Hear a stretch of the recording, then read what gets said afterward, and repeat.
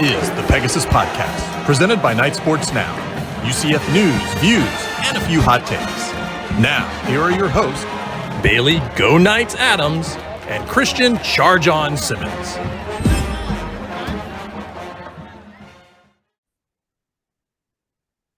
Welcome into episode 155. Be sure you're following us on Twitter at BaileyJAdams22, at ByCASimmons, and at Night Sports Now. Football is back. We've got a depth chart to talk about. We've got a game to preview. We've got a hurricane barreling toward the state. Good times, right? We're so back. It wasn't truly back. Like when I was watching college football on my TV on Saturday, it wasn't truly back. It wasn't back until now that we have to deal with a hurricane. Like now we're fully locked in and just right back where we picked up. So and for anyone watching on the YouTube version of the podcast, I thought it would be a little bit, I don't know if funny is the right word, but appropriate for my Kingdom rain jacket for the second time on the video podcast, because we've got a hurricane coming toward us and preparations are underway in my household. If you were thinking about subscribing to the Kingdom and hadn't yet, consider this. They offer protection from hurricanes in the form of rain jackets. By the way, I have to say, I have a quick little Kingdom anecdote while we're on this topic, because I didn't say anything on the podcast, but after UCF landed Jalen Hayward, I decided to, what is it called? Like subscribe to the Kingdom, become a member of the Kingdom. I don't know. I was like, I'll do it because you know what? Like, they need my help. I was. It was so stupid. It's like I've seen 70 billion tweets over the last year of like, subscribe to the Kingdom, become a Kingdom member. And Gus tweeted it right after that commitment. And I was like, yeah, what the hell? Like I can have $25 less every month. Like who cares? And so I gotta say, I'm loving the Kingdom customer service or whatever you want to call it so far. Cause I don't plan to do anything with any of the membership stuff. I am planning to just give them money and hope that UCF recruits well. And that is it. They emailed me and I sent you this email and they were like, hello, you joined the Kingdom, so we want to send you a shirt. What is your shirt size? And then like a very me thing, I just didn't reply to the email. Like I just ignored it. And then they sent me another one that I still didn't reply to. And then a few days ago, they DM me on Twitter and they're like, from the Kingdom account. And they're like, Christian, just tell us what your shirt size is. We've emailed you multiple times. We want to give you a free shirt. So I was finally just like large, and the shirt showed up today. And it was nice. So that's nice. That's great. Yeah. It's amazing. We've got a 5-star review question. Actually, we have a 4-star review question to get to because someone left us a question and gave us 4 stars. I don't honestly feel like we shouldn't even answer this question. Yeah, I don't know if this is someone trolling us or if they just genuinely pressed the wrong button, but because what makes it even better is they made the title of their review is 5-star review question, and then it's a 4-star review. So I don't know if we're being trolled or what, but we'll answer it anyway. Let me say really quickly, by the way, if you're wondering why my set has severely downgraded and you're watching the YouTube version, I'm in a hotel this week. So that's why it's like this. We've done stuff like this before. Looks like you've been robbed. It does. Like if someone took all my UCF stuff. I've never had to like address where I'm doing the podcast from before because we didn't used to have a video version. But yes, I didn't severely downgrade my set. I'm just in a hotel. Yeah. It's great. So the 4-star review question, I guess. It's a 2-parter. They sent a 4-star review, titled it 5-star review question, and then sent 2 questions, one for Christian, one for me. Very, very, very different questions. Christian gets a UCF really mad question. About the difference in the questions. You brought it up like 4 times in the last week. Well, because I don't know what to say for mine, but we'll get to yours first. So it says, for Christian, how will the Big 12 move affect UCF's level of future bowl matchups? You know what's so funny? I found the question so funny I didn't even prepare for it. I forgot to read what my part of it was and like get ready for it. But yeah, they're better. So to answer it for you. Well, it's actually really funny you say that because just today The Athletic, let me clarify with there is no such thing as an accurate bowl projection before the season starts. Like it's impossible. There's no way to do it. But The Athletic released their bowl projections today, which theirs are usually like they use Intel and all that. Again, whatever, it's not correct now, but they had UCF in the Gasparilla Bowl. So the answer to this question might just be doesn't affect it at all. Against who? Against an NC State. Okay. So the real answer is the Big 12 does have much better bowls. I think the biggest change that you'll find is that in most, if not all years, UCF's going to be playing a Power 5 team in a bowl game, or Power 4, whatever we're calling it now.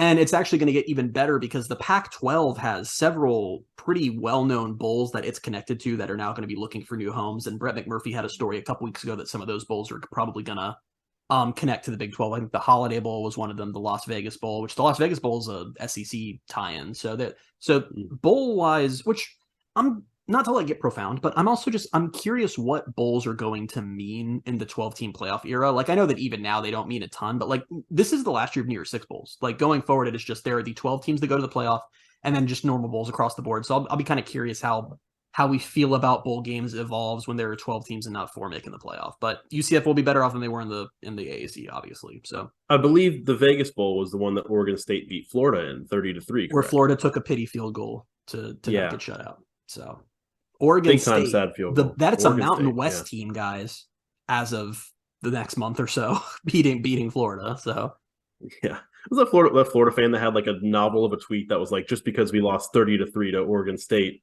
everyone's writing off this program as if it's some sad little program. It's like, people talk about the Oregon State thing. Oregon State wasn't bad last year. They won 10 games. Why does no one talk about the fact that Vanderbilt beat Florida last year? Why is that? Like, I barely see that on Twitter. And that is a thing it's funny because a Florida fan in their reply was like, it's just because we beat Vanderbilt. And I think the guy was like, well, like Vanderbilt was actually kind of, I'm like, don't justify no, Vanderbilt you can't. is Vanderbilt. Vanderbilt doesn't even have a stadium right now. I mean, like, come on. All right, so time for my 4-star review question. Thoughts on the Blindside news? I don't know what to say to this. It's very well documented on this podcast that I'm a big fan of that movie. I remember we talked about it on a podcast last year, and then at one point I got pulled away from watching The Blind Side because we had to do an emergency podcast because UCF was somehow ranked in the college football playoff rankings. And I was like, I was just watching The Blind Side. I still like that movie. I don't have anything to say. It's sad news. Whatever version of the truth is out there, it's sad. It's a family going through a thing very publicly. It's sad. If it was a whatever, I don't know. I don't know the details of this. It's one of those things where I was like, this seems like it sucks, and I was just like, all right, if it seems like it sucks, I'm gonna just bow out here. So yeah, I don't know. My thoughts are it's sad, and I think I can still enjoy the movie. I don't know. I haven't tried yet, but Ed Orgeron gives a Oscar-worthy performance, so I'll at least watch his scenes. So I'm confused on this because I don't really want to wade into the news a ton, whatever. It's, it doesn't really, it's not super directly impacting UCF. I was going to say it's barely UCF related, but the fact that it is UCF related is kind of weird. I did say it was because I remember when the news first broke, I was like, I don't think I know SJ's with the Kingdom. I don't think that's going to UCF's going to get super involved. And then SJ went and did that Barstool interview with the big UCF flag in the background. I was just like, we're in it now. UCF's, I mean, I think I would still enjoy the movie, right? When I watched that movie, it didn't end. And I was like, wow, I really enjoyed that movie because of how real it was and me knowing it was a real life thing. I was just entertaining film. Nice. I don't know. And here's my thing too, is Michael Orr, the real life Michael Orr, has always said he hated that movie. He did not like the movie. Yeah. That was the other thing, because of how he was portrayed. So it's if that doesn't change the way you look at the movie, I don't know if this news really will. I don't know. It just you can separate the two things, I think. But that's the thing, is a lot of people were super, yeah, sure, why not? I don't know, but I a lot of people seemed really surprised. When that news broke, it was whoa, this changed everything. And I was kind of something was in the back of my head. I'm I feel like we knew this already. And I started Googling and this had been kind of a thing for years. So I don't think this was some giant revelation. I think it's pretty clear that the movie was not accurate to what the real situation was. As to what the real situation actually was, we don't know any better than you do. I have no idea, but yeah, it's a tough situation all around. That's why it's funny that I got this question, because it was thoughts, and it's just, as a fan of the movie, what are your thoughts? I don't know anything more than you do. I've read some of the reports. I don't really know. As a noted Blindside fan, give us your take. I think, is it bad? I feel like I could probably still enjoy the movie. I don't know. Because I don't really look at when I watch movies based on real life, I don't tend to get more out of them because they're based on real life. It's just I like movies that are entertaining, and I don't like movies that aren't entertaining. But I don't know. That's fair. That's entirely fair. Unlike you, I don't watch The Blind Side regularly, so I don't know.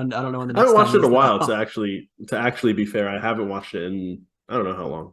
I feel like at least a couple times a year you text me that you're watching it, because you'll send me photos of Coach O doing his face and stuff. It's not all the time, but it's not never. Oh yeah, it's multiple times. It's been multiple times a year for several years. That's accurate. I don't watch it that much, just all the time. No, I wouldn't consider it that much. I guess maybe you would probably consider it being that much if I watch it 3 times a year. Oh, we're up to 3 times now. I thought we were 2. How many times do you think normal people watch the same movie in 1 year? It depends. I don't know. I'm not a normal person, so that's fair. That's valid. Yeah. Yeah.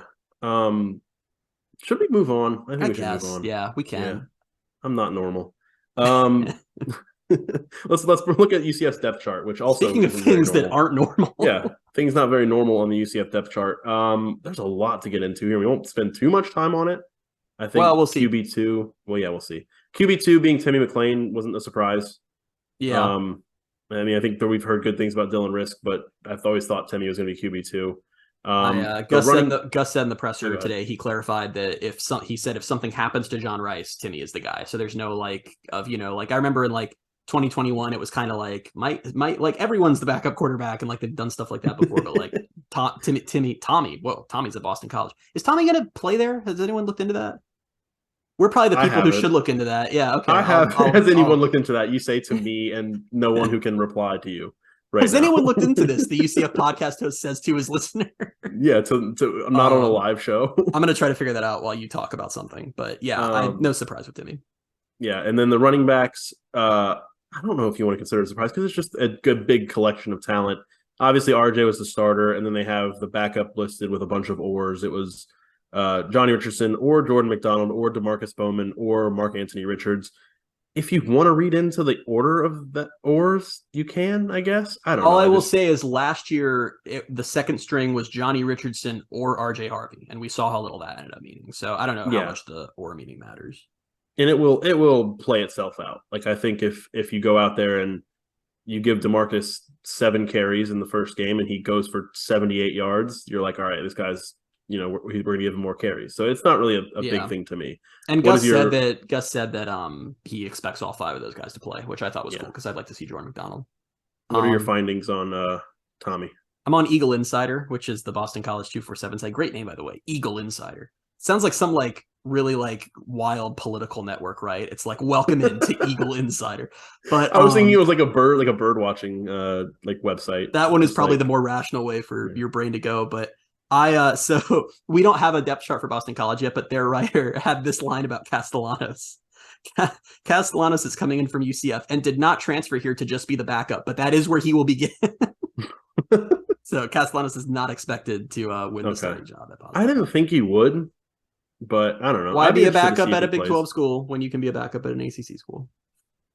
Yeah, I still really don't know what happened there, but maybe he just really liked Ryan O'Keefe and wanted to maybe hang out with him. But anyway, wide receivers, Corey Gamage was not on the 2 deep. Man, after Gus Malzahn and JRP were basically he's fat. Yeah, sheesh. The writing had been on the wall with that one, and we've talked about that the last couple weeks. I thought it was going to be so Corey's not going to start, not even in the 2 deep. There are guys who are never going to get on the field in the 2 deep, and he's not even there. I thought it was he'll work his way into football shape because both Gus and JRP, they didn't say he's fat, but they were it was a few degrees away from them. They're he's just got to get in shape.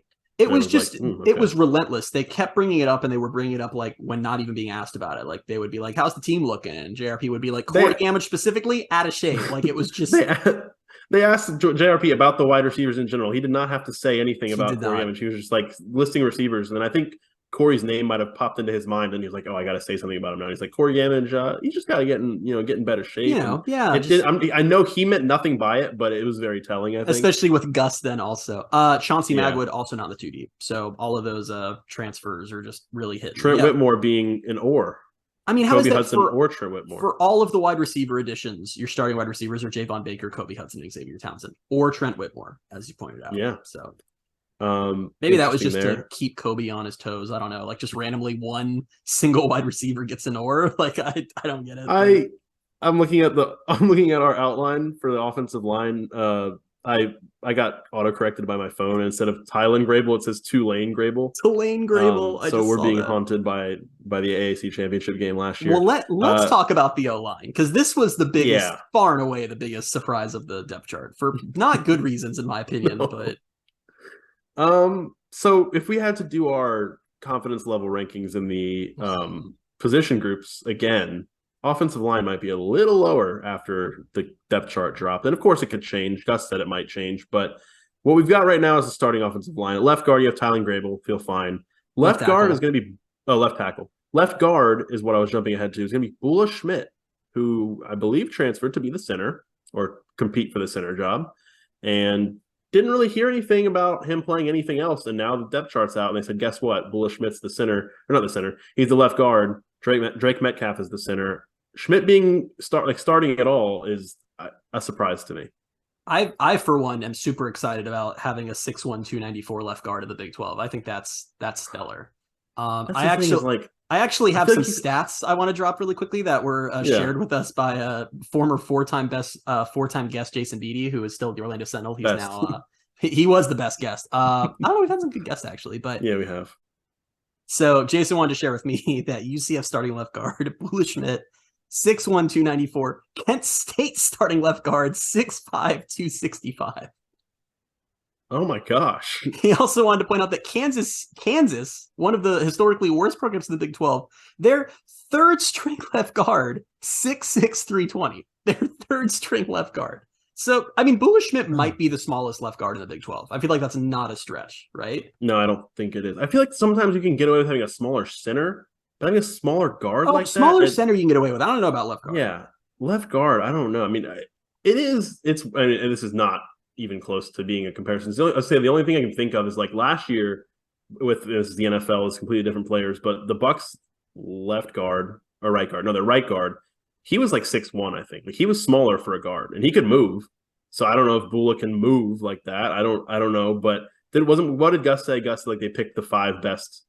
He said this a few times during the presser day. He was because when the media naturally were like, and why is Bula Schmidt playing? He was like, well, let me tell you. And his reasoning was basically, we just picked the five best guys, and then we made the positions work from there. And that feels like a dumb strategy. But he also had this interesting quote. He said, that's what, as far as the O-line, he said, that's what we're going with for this game. There's other guys that I think by the end of the season could be playing. I don't know what that means. I don't know if that means they're going to rotate. I don't know if that means that there are guys that they just are trying to push. I don't get it. This is a weird group, and I don't feel as good about it as I did 24 hours ago. Honestly, I think that's the only weird thing to me about this group. Because, I mean, Drake Metcalf is the center I kind of saw coming. Lokai Paule playing guard, obviously. And then Marcellus Marshall is playing right tackle. Which he was a tackle at Kent, so I'm fine with that. Yeah. But I don't know. It's like it's just the inclusion of Bula Schmidt, which maybe will surprise us all, or maybe this will change in a week, like Gus said. Who knows? But that was the big glaring, okay. I mean, did this all just come down to Amari Kite's just a total bust, and that forced them to really reshuffle things to make this work? What happened? I have no idea. I don't know any of the details on that. I don't know what the deal is there. He's backing up Tylen Grable, so whatever. But I mean, I don't know. I had a sinister thought. Are they allowed to reallocate his NIL money? They gave this guy NIL money. Depends on the contract he signs. Other schools have been accused of doing things like that. So I don't know. But it's even just, you look at, so Bula Schmidt is starting at left guard, 6'1", 294. He's backed up by Adrian Medley, 6'5", 305, who's backed up by Ed Collins, 6'6", 315. Yeah. I don't know what we're doing. Maybe it's just really good. I highly doubt it. I think that is not going to last. That is okay. We said we're not doing predictions on our episodes anymore. Here's my prediction. It's not for this week, it's just for in general. I will go so far as to say that 4 weeks from right now, Bula Schmidt will not be starting at left guard for UCF. I'm gonna call that one right now. I'm calling my shot on that one. Okay. I mean, I don't think I really disagree. Yeah, but I don't know what we're doing there. I hope we're wrong, but I don't know. I hope we're wrong for good reason. Like, I hope he plays with him. I don't hope they just stick with him and we're wrong for him playing poorly. But here's what I would prefer: he just be the most awesome tiny left guard in history. But I just don't buy that happening. And what worries me is from Herb Hand's comments we've heard off and on, it sounded like he just loves Bula Schmidt. Like he's one of those guys who's just a super hard worker, and he's someone they brought in the portal, and he came in and they just really like him. And it's like, I hate when we get in these situations where coaches just really like a guy and he earned it. It's like, this is a business. You put the best players on the field. I just remembered. It was when Bula Schmidt committed, and he has that picture of him holding his child. He's just I forgot about that. Oh, maybe that's why Herb Hand likes him. He saw it and he was like, "That's just so funny. He's got to start." Herb saw that and was like, "He's got it. He's a dog. Put him out on the field. He's a guy. Put him out on the field."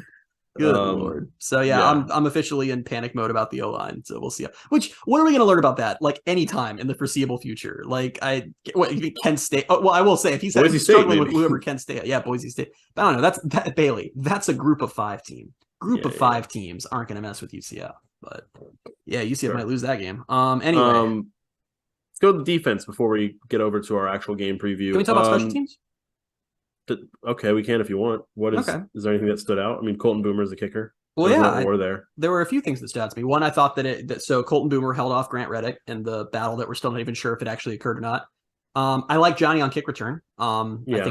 I think that's good because I always get like, we talked about this last year when they assigned like Ryan O'Keefe. It's like, I don't like when they take players who are super important and are like, go crazy on special teams. So I'm good with that. I like Townsend on punt return. That wasn't a surprise. I'm good. I'm happy. I'm not nervous about anything that I saw on special teams. And that is a rare state as, being a UCF fan. I like Townsend at punt return because I think he's electric, but I do get kind of that worry where it's like, I think he's going to be pretty important to the offense. And so I don't want him getting hurt on special teams. But then you've got Mr. Orr, Trent Whitmore will just, slot in apparently. So. Mr. Orr. Trent Whitmore. Mr. Orr, Trent Whitmore. Wow, this is an unhinged podcast. It. I also have to say I'm going to take back. I said I like Johnny a kick return the first time he like trips at the 10-yard line trying to return. I'm going to be unhappy at that point, but it's going to be great. At linebacker, starting Mike linebacker is Walter Yates. He's being backed up by Ryan Davis. Do you think that's a case where they're not going to? It's not saying you can give it to him because they've had weeks of practice now, but like, do you think Ryan Davis as a transfer will eventually assume that role, or do you think Walter Yates is really their starting linebacker? I'm just surprised a little bit. I kind of had the same thought. I went back and I looked at last year's depth chart because I was like, did we see this where transfers weren't named as starters? And no, last year's depth chart was pretty true to who ended up playing. Other than literally the only weird one was RJ Harvey being listed as an or with Johnny. So I just think that, man, they missed on some of these transfers. I think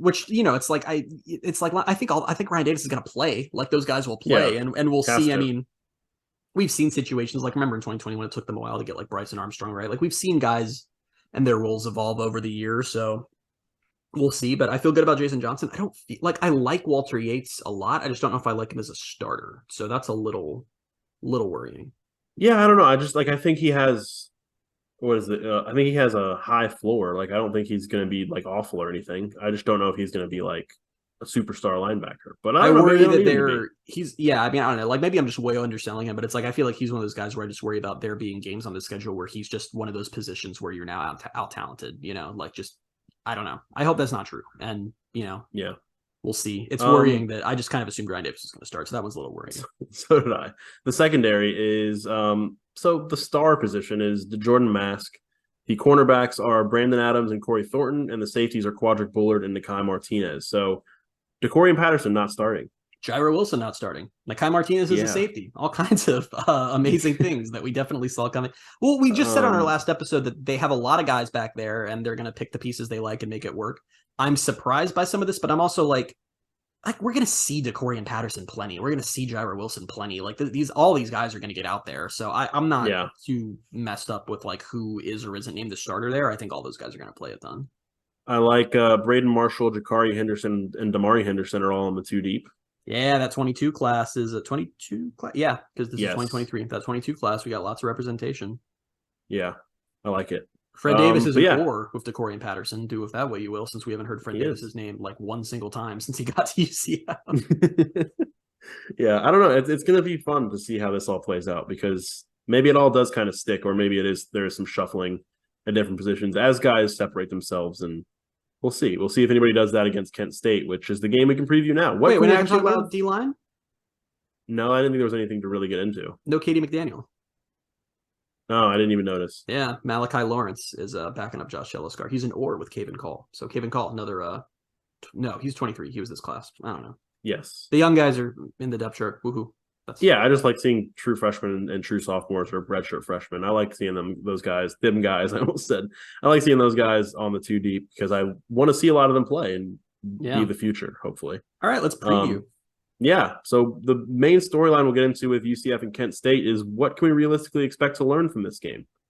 The simple answer for me is more than like past openers, more than you can learn from an SC State. It's an FBS team. This is an FBS team that, as we'll get into a little bit later, has given some problems to some Power 5 teams. So it's not like you're playing a team of just, I don't want to say nobodies. I don't want to like disparage a team like that, but it's like, it is. Yeah. It's a different level. They're playing an FBS team, and this is an FBS team in the MAC conference. And so I think there's more that you can learn, but I still am not 100% sure. You're not going to be able to take like a ton away. No, but it's kind of like from a competition perspective, it's like I do hope fans get that. It's like the difference between playing a MAC team. I'm not saying UCF's going to lose. Don't worry, we're fine. But the difference between playing a MAC team and an FCS team is like huge, and I feel like a lot of UCF fans don't get that. I still keep seeing stuff on social media where fans think that UCF's just going to come out there and win like 56-0, and they're not. I don't think so. If they do, awesome. But I have a thing to say, actually. Okay. I changed my mind. We're on a podcast. We're here to say things. I think if we learn anything from this game, like there are bad things. We can only learn bad things from this game. Does that make sense? Yes, because if they win 56-0, we're just going to say, oh, it's Kent State. And if they look bad, we're going to be like, oh, man, they look bad. Yeah, like if the offensive line struggles, you're like, oh, you're struggling with Kent State. And you should be able to, out physical, out talent them. But if they're not, then you're like, okay, maybe there's some concerns here. But if maybe they do my that, hot take is that I hope Bulu Schmidt struggles with Kent State just so that we could just like nip this in the bud and like fix the O-line before we get to a team that can beat UCF. That's a fair way to look at it. But listen, the first time I became like a full-on like absolute hater on a UCF player, it was Bryson Armstrong, who ended up being like very good after that. So I'm just speaking into existence that Bulu is going to be awesome. Yeah, he's not. I think he's so. not. I don't get this, but you never know. But yeah, I don't know if they're going to win. This game, it's going to sound so stupid, but it's like this game to me is more just like, hell yeah, we're back. We get to watch a UCF football game. They're a Big 12 team for the first time ever. They're wearing a really good uniform. And like, there's another team that's also going to be there that they will play. And we're just not going to like learn a lot from it. I don't know. I guess I'm going to walk this back. I'm going to walk back what I just said, just like what you did. We are going to learn things like how the offense looks. We're going to learn a lot there. We'll see how serious they are about the downfield passing and the vertical passing and all that. We'll see how they're going to actually employ all these running backs. So we'll learn things like that. But like, I guess what I mean is we're not going to know how good or not good UCF is after this game. We're just not. There's no, because even if they struggle, it might just be things they have to clean up or, oh, okay, now we know that guy doesn't go there. There's just in both directions, there's not a ton to be learned here. Yeah, I mean, another way to say that is scheme-wise and personnel-wise, they'll learn some things. They're going to take some things away from this game. But, like, yeah, how good they are and what their ceiling is as a team this season, I don't think you're going to get much out of it. Which, to be fair, even if they were playing like Ohio State, it's like teams evolve over the season. Like, how many seasons... The only recent UCF season I can think of where after the first game, I was like, I have a handle on what this team is, was 2017, weirdly enough, because it was when they just blitzed FIU. I mean, just wrecked them, and they looked insane doing it. And I forget exactly what it was, but you and I had some kind of bet on how many passing yards Mackenzie Milton would have in the game. I think I bet you that he would have under 200 for the game, and he had over that at halftime. And like that was a game where it was like, it ended, and you're like, this team seems like really, really good. So, but literally every single other year, I can't recall a first game that ever ended up really being accurate to how the season went or us being able to tell. Do you think then, say they came out in this game, so I think they beat FIU in that game 61-17, and it's different because they're in the Big 12 now, all that stuff. But if they put up 60 points on Kent State, is that going to change like the way you feel? To me, it would be how they did it. If they put up 61 points because John Rice Plumlee is launching these rockets downfield that are just falling into the arms of receivers like a cradle, like then I'd be like, hey guys, we might have something here. If it's exactly what they did against bad teams last year, and it's just, JRP runs around and the running backs look good and we out talent them, then you're not gonna be able to tell anything. But yeah, if if JRP looks like he took a leap, then maybe we can start talking about that. But I don't even know how, even if he has taken a leap, I don't know how evident that will be against Kent State. You know what I mean? Yeah, that is fair. Do you want to get into our key stats? Yeah, I just want to say that the first time on Thursday night that John Rice Plumlee like has a big run and someone talks about how much he has improved and how that showed it, I'm going to lose my mind, like going to explode. But anyway, let's get into that. So going back to the fact that Kent State has given some Power 5 teams some problems, they played 3 of them last year. They played 3 Power 5 teams, and they lost by an average of 24 points. That doesn't sound good for them. Like, that doesn't sound like a thing that's like a credit to them. But I don't know if you get... They played Georgia really close. Not really close. They was it not really close? 39-22. Okay, but Georgia struggled their way to that, I'm pretty sure. They did. It was like a rough game. Yeah. And Oklahoma, they lost to 33-3, Washington 45-20. None of those are close games, and I don't think the game's going to be close. That's just more to illustrate to me, like, hey man, these aren't FCS scores. This isn't UCF winning by 50 plus. They're probably going to win in that 20-30 range. All being said, Kent State has a new coaching staff and has turned over their like entire roster. Like they're starting a Purdue transfer at quarterback. We don't know anything about this team, but I don't buy it being an FCS-ish score. Right. I don't think that's the case. We're going to do our score predictions later on, but it does feel like one where it's like you can't go into this game thinking like it's going to be even the games against SC State, like they won like 38-0. Like I don't think you're shutting out Kent State. I don't think if they do, I'll be thrilled. But yeah. I don't buy it. There's a stat from Steve Helwick who's writes about Group of 5 teams and the MAC for Hustle Belt. He posted that Kent State has 11 new starters on offense this year. So that's all of them. That's all the positions. That would be all the starters. In case anyone's new around here, that would be all of them. So yeah, we just I'm sure UCF is just kind of has their hands thrown up like we'll see what team we play because we have no idea, but we should be better than them. I don't know how you go into like how do you prep for that? Like they talked about that in the presser today, and of course Gus being Gus didn't really want to give a real answer because Brandon Helwig asked what I thought was an interesting question. He was like, "What do you do in that situation? Do you go look at like the coach's previous stop or?" And Gus was just kind of like, "Yeah, you were preparing." We're just doing what it's just like, just get a real answer to one question. I'm glad he's preparing. Yeah. That's good. Good to know. Weight off my shoulders. Key stat number 2, Kent State ranked 113th in total defense last year. And going back to John Rice Plumlee's stats against defenses of that stature. Okay. Against defenses that were 107th and lower, he completed 73% of his passes for 728 yards, 4 touchdowns, 1 interception, and he rushed for 281 yards and 4 touchdowns. So simply put, he had his best games against bad defenses. So that would seemingly bode well. We'll see how much of a big leap forward he takes. What was Gus' big thing he keeps saying is night and day? Night and day. Night and day. Yeah. With a Henshaw's been saying it. And I do and so if Kent State, let's be clear, if Kent State's defense, well, I'm a dumb guy. If Kent State's defense is anything like it was last year, I assume JRP is going to do his whole video game numbers thing.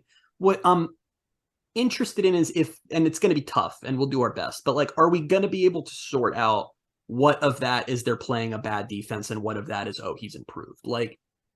Because I think even if you have a situation say that their DBs are just getting burnt, and Javon's open down the field, JRP doesn't have to throw a laser in that situation. He just kind of has to throw it up there so Javon can get. So we might not be able to learn about his accuracy from this game. I just don't know what there is for us to learn. I guess decision making, is he taking hits? Yeah, not completely, but if Javon's wide open and he does throw a good ball, that's going to be a little bit of an improvement over last year. I know, but I'm saying that if he doesn't throw a good ball in that, or a perfect ball in that situation, it's not indicative of his accuracy being worse. It's just when you have a wide receiver who's got 10 yards of space, it's not like you have to put that in a window. You just kind of got to throw it up there for them. No, but what I'm saying is if he throws it up and you see Javon have to slow down to catch it and it's an underthrown ball or he overthrows him, you're going to be like, okay, maybe he's not accurate. He had a wide open receiver. I guess it depends by how much. If it's if Javon is open, streaking downfield and JRP overthrows him to the point he can't catch the ball or underthrows him to the point that the DB catches up, then yeah, we're going to be having conversations about how UCF's going 3-9, but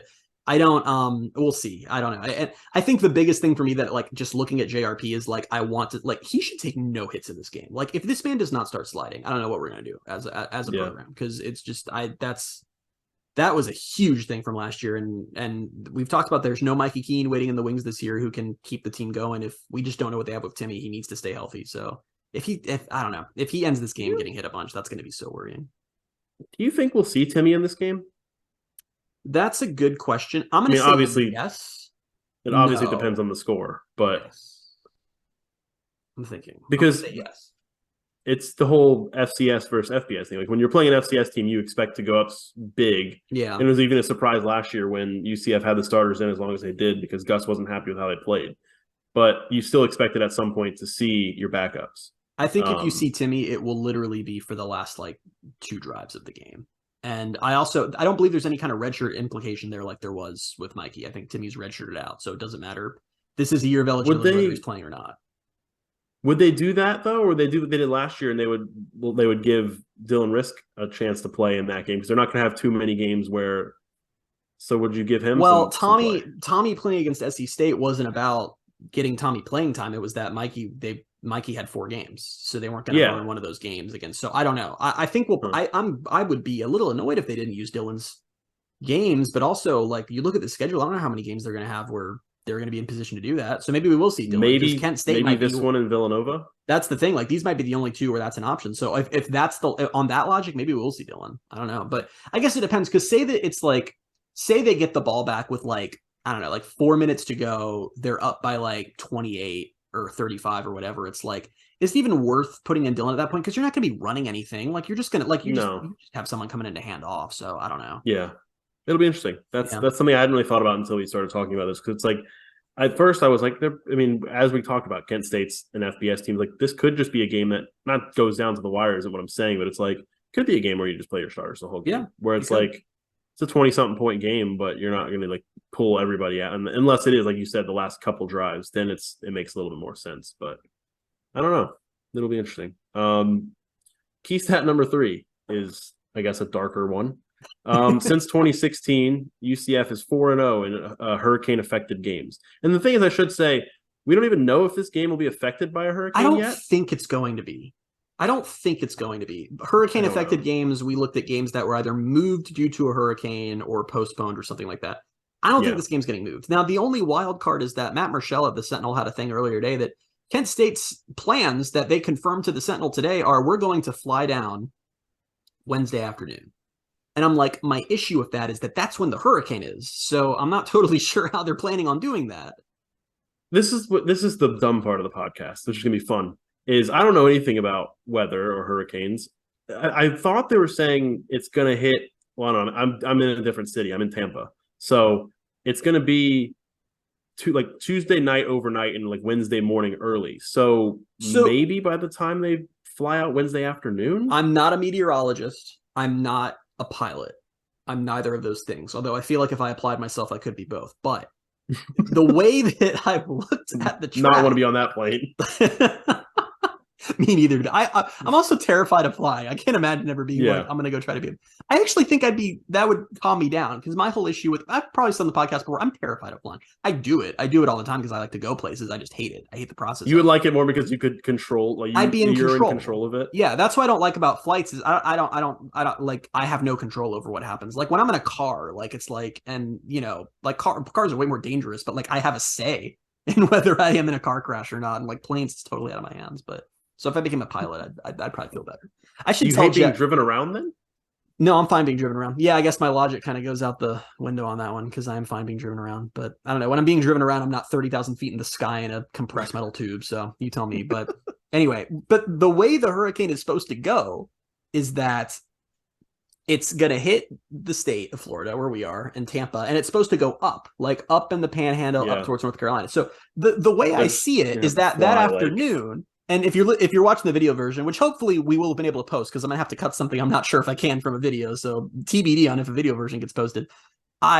You've got the plane coming this way, you've got UCF here, and in the middle is gonna be a hurricane. So I'm not sure like how planes work. Like I don't think you can just like take a long way. It's just like, this is your captain speaking. We're gonna have to go to space to fly over this hurricane, and we'll come back down on this side. Like I don't know how that works, but I feel like that's just. I don't know. Yeah, I don't know what the route, like, I don't know if the different routes can be. Can they go around it? I don't know. It's going to be wild when they go all the way around it. Like, they're like, we took off from Kent, we did a fuel stop in Cuba, and then we came up to Florida, and now we're in Orlando for the game. Yeah, I don't know. So I would imagine if that's their plan now, and like they start to, they're going to be monitoring things. They're stuck to that plan. So it's like maybe they will leave a little bit earlier. I don't know. But as far as the game being affected, I can see Kent State, like, what if they're just like, oops, can't get down there? I don't think they would, because unlike other games that UCF's had canceled to Hurricanes, UCF is paying Kent State a lot of money to come play here, and I think they want that check. They have the incentive to make this game happen. They have 1.5 million reasons to make this game happen. What's built into is like they could move it to Friday, I guess, right? I mean, I don't know the whole TV, like I don't know how that all works. That would just destroy attendance, though, if they did that. Oh, it would. No, it would. Yeah. But let's not. We're done with this part of the conversation. I don't want to talk about it. They're fine. They're fine.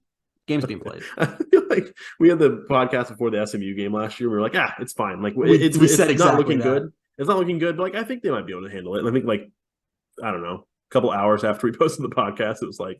Yeah, it's not looking good. Which, to be fair, UCF could have played the SMU game when it was scheduled. It just, would have been incredibly difficult given that most of Orlando didn't have power. But they could. And then, this could change, and it could have changed while we've been on the podcast. But part of the reason I don't think this is going to be affected is UCF has said so far, like, everything's going on as planned in terms of classes. Like, they're not. Yeah, which I find a little ridiculous. Like, I actually think they really should be canceling classes for Wednesday. They're like, because even if it doesn't hit Central Florida head on, there's still going to be like storms all day. what was the wording of it? It was like we're monitoring it, but like We're at closely this time, monitoring.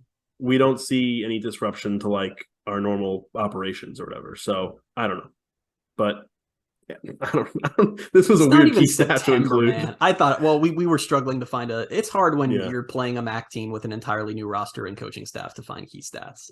Yeah. The other yeah. thing is UCF's won 7 straight season openers. And this would be, if they could win, they'd be eight in a row. Yeah, I don't care about that though. Like you told me Me that neither. stat, and UCF had that in their game notes too, and I was just like, whatever. That's where I got it. I didn't just come up with that. I just was looking at the game notes for anything I could find. Which they've still stuck with the UCF win would be better than a loss. So yeah, I think that was a Dan Forcella thing, wasn't it? Like I don't even think anyone who started that is here anymore. I liked it more. I think it used to be at the top of the notes. It was like a UCF win would be better than a loss. And now it's at the bottom. And I feel like you lose the comedic effect when you don't lead with that. If you have no idea what we're talking about, UCF releases game notes every week with all these stats. And there's a section called a UCF win would, and it's all these things like B. Gus's 50th win as head coach or whatever. And for a long time, the first line was a UCF win would be better than a loss, which I always found funny. Yeah. Because it's true. All right. So replacing predictions this year because our predictions sucked and we hated them. Out of here. Done with them. How can UCF win this game and how can UCF lose this game? And I think we lose the impact of this a little bit for Kent State and Villanova. This will be a better feature for every other game except Kent State Villanova. I think so. So we're debuting it against Kent State. How can UCF win this game, Christian? I have that the offense is as electric as we'd hoped it would be all offseason, and they just flat out bury Kent State. Oh, all right. That's my violent disruptive take. Violent, disruptive, relentless. Yeah. I just put out talent Kent State, but still play disciplined and execute because like they can have way more talent than Kent State, but if they go out there and can't put anything together offensively, like they can't run whatever Darren Hinshaw wants to run, it's gonna all of a sudden like if they don't go up big early, Kent State will start to believe, and then that can get dangerous. And also, the fan base will start to get angry, and I don't want to have to deal with that. You just brought up a point I didn't even make of something we can learn from this game as far as discipline. I play a clean game. Like, let's not see a bunch of penalties or dumb stuff or Bula Schmidt getting caught holding since he can't handle this MAC D line. It's like just don't have any of that. You just are burying Bula Schmidt on this podcast. I'm committed to it for the rest of the year now. I can't believe that. But yeah, can I say something? And this is probably just very pessimistic of me, but go on. I don't think they're going to play a clean game. I don't think they are either. This was a problem last year. It's a problem in 2021. It's been a problem the whole time the staff has been here. So I'm not expecting that to have magically changed in an offseason. They're going to have a lot of penalties. How can UCF lose this game? JRP gets hurt. Oh, that's not something I considered. That's if you want some weird roadmap to UCF. Their first ever game as a Power 5 team losing to a MAC team. It's JRP gets hurt early and the team's rattled and things just unravel. That's my take. You've unlocked a new fear. I unlocked it for myself when I was watching the Ohio San Diego State game this past Saturday, and Ohio's quarterback, who is very good, appeared to tear something bad in the game pretty early on and was out. And I was like, right, that's the thing that can happen. So, yeah. Did Ohio? Wait, why do I think Ohio had a former UCF quarterback? Did Parker Navarro go there? No? Yes, he did. He did, okay. But he's not their starter. Okay. No, I didn't think he was. I was just, for some reason in my head, I was like... You know what former UCF quarterback is a starter? Mikey Keene, Fresno State. I can't wait to watch Fresno State. Who they play with? Purdue. They play the Space Thieves. It'll be good. For how UCF can lose, basically, I just said kind of approaching this game as if they can just show up and win. Like if they just like walk in and they're like, we can show up and it's over. That's going to be dangerous. And like I said, like if it's close early on and you're in the third quarter and it's like, I don't know, 27-21, like that's scary. That can get anything can go wrong. And I don't see it happening, but anything could go wrong from that point on. And if you're within that close, I don't know, just a fluke interception could be, all right, they have the lead. Now you got to get it back. What's toxic for me is that you're like, they can't just show up and expect to win it and not try. And I'm like, they could. I'm like, they could. You're navying this right now. I am navying this, and that's not good. I don't know. Like Listen, I do think that I don't think there's a scenario out there where they lose the game. I do think there's a scenario out there where we're hopping on our late night pod and they just won a game like 31-21 and everyone's pissed and they did not look good. And it's like, oh man, like that I could see. And that would be a not fun time. So hopefully they'll just win by many points. That almost feels likely. Yeah, in a lot of ways it does. I don't know. We'll see. Unless, listen, I don't even want to go there because what does that mean? Well, it just means they have stuff to clean up. I mean, but and maybe they need to reshuffle some of these guys, notably on the O-line. Anyway. Okay. All right, score predictions. Let's get your score prediction, and then we'll wrap this up. I went just conservative because I'm sick of being really wrong with the score predictions the last few years. So I just went right in the middle of not crazy and not super good. I went UCF wins 38-14. I said UCF wins 41-20. All right. I like that one more, I think, because I don't trust the defense to only give up 14 points, to be honest with you. I almost said 14 or 17, and I was like, I don't know, 20 sounds more realistic. Do you have them, what is that? Do you have them missing a PAT? Do you have them getting a couple of field goals? Two field goals. 2 touchdowns, 2 field goals. Okay. Yeah. Seems reasonable. That does seem reasonable. The thing is, if we come out on the podcast after a 21-point win, I feel like if they win 41-20, I feel like I'd be happy. I'd be fine with that. I'd be totally fine with that. Again, I think the fan base is going to somehow be angry because they're expecting this to be an FCS game, but I'd be totally fine with that. I'd be fine with 38-14. I'm curious. You should run a poll on Twitter because you're the one who does the polls for us. I feel like... Should I post it right now? Yeah, I wonder if we're not giving the fan base enough credit for knowing, like... Or for, I don't know. We might not be. Wait, what's the poll you want me to post? I thought it was going to be one thing, and now I'm not sure. What did you think it was going to be? I thought you were going to be... I thought it was going to be how many points do you expect UCF to win by, but then you said that comment. I thought it was going to be like, is Kent State an FCS team? No. What you were saying, like how I think we'll be able to gauge what they think about this game based on the results of that poll. How many points do you expect UCF to win by? Because we have said that for a few weeks now, where it's like I think a lot of fans are expecting UCF to go in and win by 50, and I know I've seen people on Twitter saying that, but I don't know. All right, if what should the options be? 40 do you want to do ranges? I love we're doing this on the podcast. I'm going to say 40 plus, 30 plus, 20 plus, and 10 plus. Okay. I don't think anyone thinks it's going to be a single score game, so I think those are all reasonable. 10. Well, wouldn't you have to do ranges like 10 plus? Like technically, I don't know. That's fine. They'll understand. Like I don't think anyone who thinks they're going by 40 is going to click 10 plus because 40 is 10 plus. Right? Like I get that, but like 10 plus 30. I'm not doing the ranges are going to look dumb if I'm like 40 plus. Fine, I'll do the ranges 30 to 30. 40 plus, and then like 30 to 39. That's what I'm doing right now. See, it looks dumber, but whatever. All right. And if you're listening to this, sound off on Twitter and let us know who had the better idea for the poll. I'm saving you from the one person who was going to read that and be like, technically all of these answers are correct. And somebody would have done that. Yeah. 40 plus 39, 20. All right. I'm going to jump into football news while you continue to post that poll. I posted it. All right, cool. I will go vote on it after we're done. Football news, the Senior Bowl watch list came out, and this was weird for me because I think everybody knows we actually did a podcast while I was in Mobile for the Senior Bowl this year. And like the fact that I went to the Senior Bowl for the first time has me more aware of like that whole just entity. And so the Senior Bowl watch list came out and UCF had 8 players on it. And it was just a thing for me where I was like, if I go again next year, it's like, oh, I hope like I see some of these players there. John Rice Plumlee, Sean Peterson, DeCorian Patterson, Josh Seliscar, Tremont Morris-Brash, Ricky Barber, Javon Baker, and Tylen Grable. I know what you just made that face for. You saw a typo, didn't you? Tremont Morris-Brad. Excited for him to be. Brad with an H at the end. I don't know how that happened. That was really I typed that last week.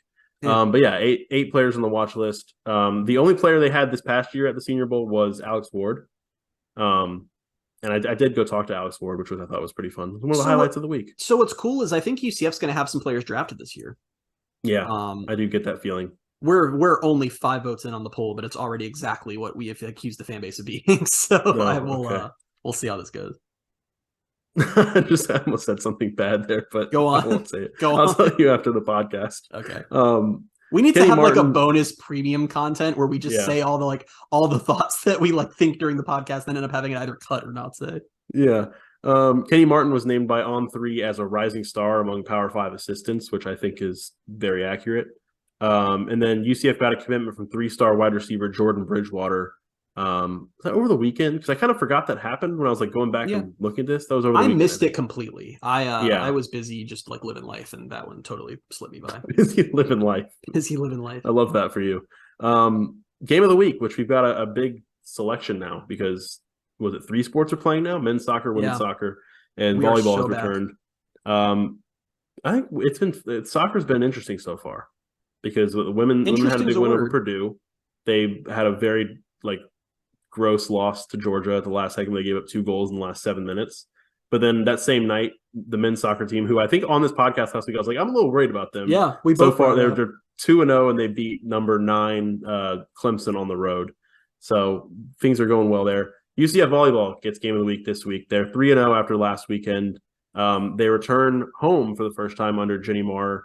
Marner. I think I said that weird. New head coach, and without McKenna Melville for the first time. That's gonna be weird to watch them. We didn't get to watch them this weekend because somehow there was no stream of any of the games. I know it's early and that they're not playing good teams, but like seeing them already 3-0, that's nice. We love it. It is nice. They will play Mississippi State on Friday at 7, and this was a selfish pick for me because you and I are going to be at that game. I didn't even process that when I read the outline. I was just like, oh yeah, good choice. Yeah, yeah, we're going to be at that game because they play Thursday, I believe against FIU, and then they have Mississippi State on Friday, Wake Forest on Saturday, and then someone else on Sunday. I forgot who. But yeah, it's good to see them at 3-0. Coaching change. They've lost their best player ever. And so hopefully things continue to go and trend upward because that program's a lot of fun to watch when they're really good, which they have been really good for 6 or 7 years now. I mean, even longer than that probably. Yeah. So yeah, we keep an eye out for that. And then we'll move on to tweet of the week. Well, let me say before tweet of the week, I'm going through Twitter right now and you got a reply to you tweeted earlier about going to get sandbags because, storms. Okay, I'll bite. What do you need the sandbags for? Do you just put them around your house? So I'm in an apartment now, and I've actually had a flooding problem with my apartment anyway. Okay. Where water, anytime it rains heavily, like there's a lot of water that piles up. Piles up? Does water pile? Pools up around the outside of my bedroom window, and it's like seeped in a little bit. And so the sandbags are to collect the water. Yeah, it blocks the I've always wondered about this because when I was a kid, like our hurricane prep was we'd board up our windows, and then I always would see like people online like we're getting sandbags, and I'm like to like make a sandcastle. Like what do we do with those? That makes sense. That was good for me. But I noticed when you tweeted about getting sandbags, you got a reply from someone who I guess wanted to jump the line on the 5-star questions, and it was DJ and Manuel. They said, "Question for Tonight's podcast: where's the best place to purchase a UCF jersey?" You own a lot of UCF merch, so I figured I'll give you a chance to give a reply to that. Well, I've bought them from different places. I don't know what I would say is the best place. I can give you some places. I mean, you can get it online. I got it from Fanatics. I think I bought a couple at the bookstore, UCF bookstore. And if you're local, I think probably going there might be the best bet because you don't have to pay shipping and you don't have to wait for it. But at the same time, I have seen lately on Fanatics and on some of the other sites, they have some discounts. I think you can get them a little cheaper right now, but I think you'll still have to pay for shipping and all that. So depends on if you get them at the right time online and you're willing to wait for it, that's fine. But if you want it before the game this week, the bookstore or Dick's Sporting Goods, I think Dick's Sporting Goods has all the space jerseys now over by UCF. Well, UCF area. What is that? Off of Cologne? No, off Cologne, off of Alafaya. You think I'd had that information already since I've lived in that area my entire life, but but I think that covers it. I think your other option would be at the game to try to get a player to give you one. But I don't think I don't think you want that one. I mean, you do for different reasons because I kind of just forgot when they used to do they did the yard sale again. But like with the yard sale, I didn't get to go, but I gave you money to buy me a jersey and like forgot for a little while there that like when you got me that jersey, it was going to be one of the it's the game worn jersey. It's like fitted all weird. So like you can't wear that. So like I don't think. Some people do wear those, and they look okay. I'm going to call you right now. If any of our listeners, the people I've seen photos of in the stands who like got their yard sale jerseys, just wear them like shirts. It's not a good look, guys. Like it's not. That yard sale. I think that was like 2019, and everyone gave me money to go buy them things at the yard sale, and like I still have some of those things. Like I've never given our friend Zach his stuff I got him at the yard sale. Like I like 4 years later, I still have it. And I think that's his fault. Like he hasn't asked for it. It's not like I'm hoarding it. Like, yes, I really wanted this men's basketball practice warm-up jersey that he wanted me to buy or whatever. But I just remembered that. I should probably message him and see if he wants it. That's great. Yeah. All right. Tweet of the week. So UCF finished up. I think they finished up their 12 for 12 series, which has had a lot of interesting stuff. Their one this week was about rivalries, and it was very interesting for many reasons. They talked a lot about the Marshall rivalry, which I was happy about because when I was a kid, there was like a stretch of time where like Marshall was like the big game on the schedule. Like I remember, like I'm not even messing you. I remember being like 9 and 10. And it was like, oh, we got Marshall coming in this weekend. Like, dang, Thundering Herd and all this stuff. And they talked about that. They talked about USF obviously. Didn't enjoy this line in it. There's a section called "Who's Next" for UCF's rivalries, and it goes, so where can UCF partisans direct their enthusiasm in this expanding new league? Cincinnati may be the front runner, but what about Houston, where Space U takes on Space City? UCF is moving into conflict territory on this for me. They really, really are. I don't know what's going on where both Houston and UCF, because they've both been doing it are trying to force this rivalry into existence. When in the history of sports has a forced made-up rivalry ever worked? When has that ever happened? No one wants this.